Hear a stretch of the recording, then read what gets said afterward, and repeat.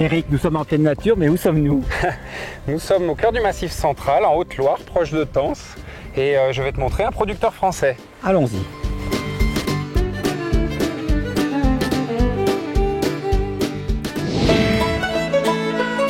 Pourquoi on s'arrête là? Je vais te montrer ce que c'est qu'un beau sapin de Noël. D'accord. Alors quels sont pour toi les critères de sélection pour un sapin donc à biais Norman? La biais Norman doit être bien droit, Oui. avec une forme pyramidale, bien étagé, rond et homogène. D'accord. Et ces aiguilles sont relativement douces? Les aiguilles sont bien vertes, plates et douces. C'est le sapin qui est réputé avoir la meilleure tenue des aiguilles pour Noël. Très bien. Bien, il y a notre producteur, M. Digonnet, qui est là, nous allons le voir. Ah bah alors on voit le professionnel donc.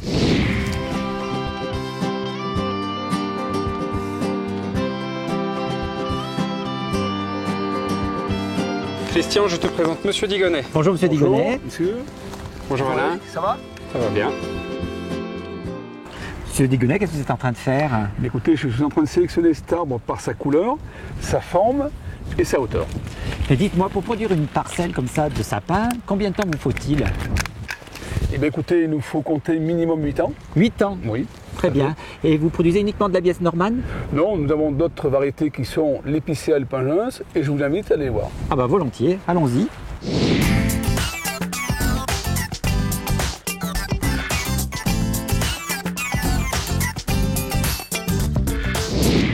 Ce sapin-là, cette variété de sapin me rappelle ma jeunesse. Alors effectivement, c'est l'épicéa excessa qui a été le plus vendu pendant longtemps, qui reste une valeur sûre par sa densité et son parfum agréable et qui nous rappelle notre enfance. Évidemment, très parfumé, effectivement. Picea excelsa, mais il y a d'autres variétés à aller voir. Eh bien écoutez, on y va. On y va. Ah, nous voici sur la parcelle où il y a plusieurs variétés de sapins. Mais Monsieur Digonnet, vous allez me dire quelle est la variété de ce sapin qui est devant nous? Eh bien écoutez, c'est un Picea pingens. Oui. Sa particularité, très bleutée, assez conique dans son ensemble, parfum agréable. D'accord, mais cette couleur, on la retrouve parfois dans certains jardins. Oui, effectivement, parce qu'il est vendu principalement en conteneur et le consommateur final le replante dans son jardin. Très bien. Alors maintenant que je connais un peu plus les variétés de sapins, Eric, le tout, c'est pas d'acheter un sapin, c'est aussi de savoir le décorer. Alors est-ce que tu peux me guider comment faire en décembre pour décorer mon sapin de Noël? Ah ben ça, c'est très simple. Il faut se rendre dans son magasin Delbar préféré où un conseiller de vente saura te guider et t'aiguiller pour bien décorer ton sapin. Ou sinon, tu peux aller sur le site delbar.fr. Donc rendez-vous sur delbar.fr. Rendez-vous sur delbar.fr.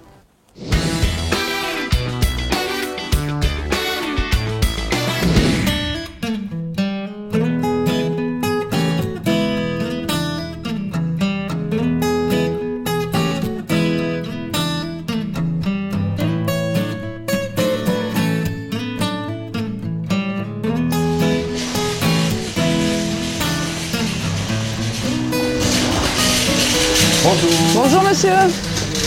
Je voulais un sapin de Noël, donc, mais Oui. je suis très sensible à l'écologie. Alors, est-ce qu'il faut que je prenne un sapin coupé ou un sapin en pot? Alors déjà sachez que tous nos arbres proviennent de pépinières françaises, donc ils sont cultivés pour être des sapins de Noël.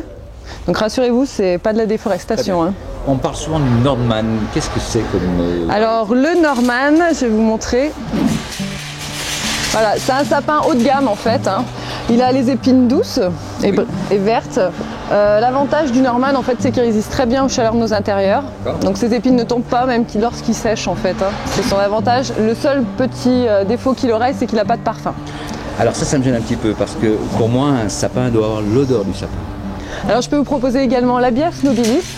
On l'appelle le sapin noble, c'est un cousin du Norman. Donc comme le Norman, il a les épices douces et non piquantes, il a un petit reflet bleu argenté. Et par contre, contrairement au Norman, lui, il a une odeur. Il a une odeur peut-être, mais il est bleu argenté. Donc pour moi, dans mon imaginaire, un sapin, c'est vert, c'est le roi de la forêt. Oui, vous ne recherchez pas quelque chose? Bien sûr. Alors vous avez également l'épicéa commun, c'est le sapin classique. Hein. Il a les épines plus fines que le Norman, plus piquantes aussi. Et il a une odeur de sapin celui-ci. Ça me plaît. Alors le problème sur ce genre de sapin, c'est que par contre il résiste mal à la chaleur intérieure, il perd facilement ses épines. Si vous partez sur un sapin de cette variété, moi je vous conseillerais de le prendre en pot, comme ça vous pourrez l'arroser, il gardera un petit peu plus longtemps ses épines à l'intérieur de la maison. Alors je vais le choisir en pot, donc comme ça pour pourrais le replanter. Alors pas tout à fait, parce qu'un sapin qui est resté à l'intérieur plus d'une semaine a souffert de la chaleur. Il n'y a pas de garantie de reprise dans votre jardin derrière. Alors je vais diriger plutôt vers un sapin coupé. Noël c'est dans 3 semaines donc et il pourra résister beaucoup plus. Oui, sans problème. En plus, il y a quelques astuces pour le conserver. Vous évitez de le mettre vers une source de chaleur, comme une cheminée, un poêle, un radiateur. Vous pouvez le planter également dans un seau avec du sable et de l'eau, ce qui vous permettra en fait de l'arroser en quelque sorte comme une fleur coupée, et il conservera plus longtemps ses épines. Très bien.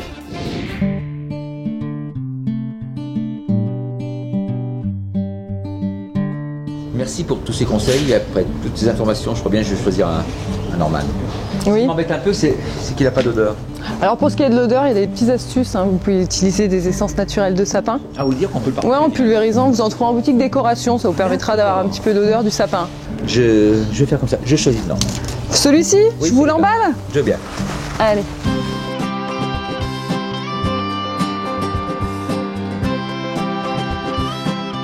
Et le voilà, je vous mets sur votre chariot. Très bien. Merci beaucoup. Hop. Ce que je vous conseille, c'est aussi d'utiliser le sac à sapin. Je ne sais pas si vous connaissez. Non. En fait, pendant les fêtes, vous le mettez au pied du sapin, ça vous permet de le décorer. Il récupère également toutes les épines séchées. Et une fois les fêtes terminées, vous l'emballez à l'intérieur comme un sac poubelle et vous le jetez C'est très proprement. malin. Je vais apprendre. Et en plus, vous faites un geste en faveur des personnes handicapées. Raison de plus. Je le prends. À très bientôt. Au revoir, passez de bonnes fêtes, Merci beaucoup. bonne soirée.